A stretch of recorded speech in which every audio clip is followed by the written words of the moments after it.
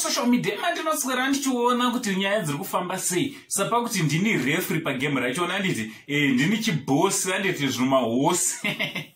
aiwa naye nyaya ndiri kufamba nayo vazukuruka yandoda ndikurumidze ndasvitsa kwamuri so chiteerera kana wanga usati wasubscribe paSaindi TV mukana uchiripo kuti udi usubscribe wotena on your notification bell zvakanakira kuti pega pega patinouploada mavideos you will be notified. Also don't forget kuenda unolike and follow our Facebook page rakanzi Saindi TV. Vazukuru tine rimwe video rataita handiti hande futi tinoona video riri first pinned comment ndichitoti maswera sei zviri kudii kwese kwamuri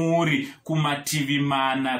kwese kwamuri handiti chiromba kuti Mwari ari kukuchengetai zvakanaka. Right, nyaya ndafamba nayo ndiye mudzimai anonzi Sharon. So Sharon kudanga mvura uko kwamutare kumakomoyo ari kunzi abatwa achida kuabducta mwana nditi kuabducta mwana ndizvoka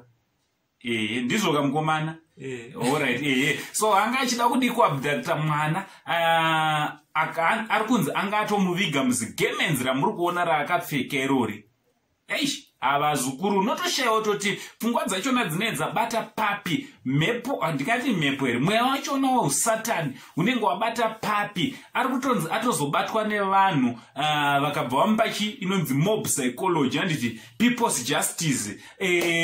chinova chinhu chisingafadzwa zukuru nedambudziko ratiri kusangana naro rekushayiwa vana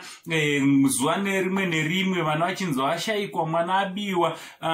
nemacases ekuurayiwa kwevana zvakare unobva watoshayiwa kutoti pfungwa dzachona sei vanhu vari kubatwa neusatani hwakadai handiti so ngataura nomakomenti kuti ndei munofungawo kuti mutemo ungatongere vanhu vanenge vabatwa paramhosva dzekuba vana nekuuraya mutongo wakaita sei ngataura newo kumakomenti. From Uncle Saindi, the only Zimbabwean uncle, hakuna umwe tichibva tachi much love.